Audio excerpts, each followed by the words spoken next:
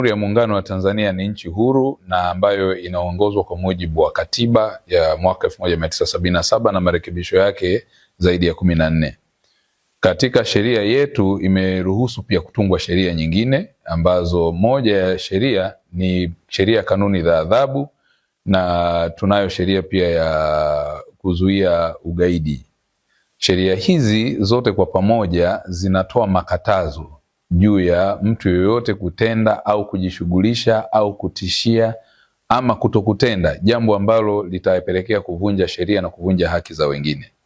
Kwa msingi huo serikali kupitia vyombo vya ulinzi na usalama inao wajibu wa msingi wa kulinda haki ya uhai, lakini inao wajibu wa kulinda haki za raia na mali zao kwa mujibu wa katiba, lakini pia sheria mbalimbali ambazo zimeundwa. Lakini pia ni nchi ambayo inaheshimu utawala wa sheria, ni nchi ya kidemokrasia inayofuata misingi ya utawala bora, lakini pia kuheshimu uhuru wa mahakama kama ulivyoainishwa 107B kubwa.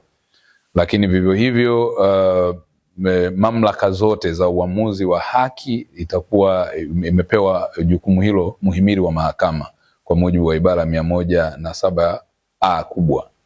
Kwa hiyo yale yanayosemwa kwamba kuna watu wanakamatwa, sio ni kundi fulani na nini, hayo yote sio kweli, ni uongo na ni uzushi na ni upotoshaji ambao hauna nia njema, nyuma yake una nia ovu, kwa sababu mtu yoyote katika Jamhuri ya Muungano wa Tanzania ambaye anavunja sheria au amefanya kosa, aidha kutenda au kutishia kutenda kosa ambalo lina ujinai ndani yake, utaratibu wa kawaida kabisa kwa mujibu wa sheria kanuni za adhabu, mtu huyo atatafutwa na vyombo vya dola na atakamatwa kwa kutumia arrest warrant au without warrant, kwa maana ya warrant of arrest.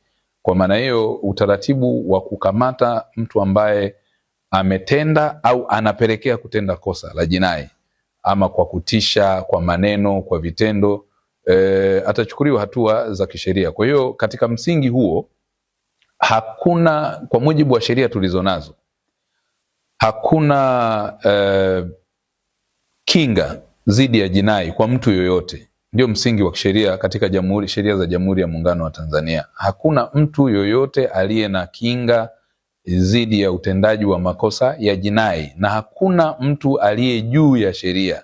Utawala wa sheria upo kwa maana ya katiba yetu na sheria nyingine zilizotungwa, juzuu zaidi ya sheria 438 pengine mpaka 40 za sasa. Kwa hiyo msingi wa kwanza wa msingi kabisa wa Tanzania wanapaswa kujua ni kwamba hakuna mtu yoyote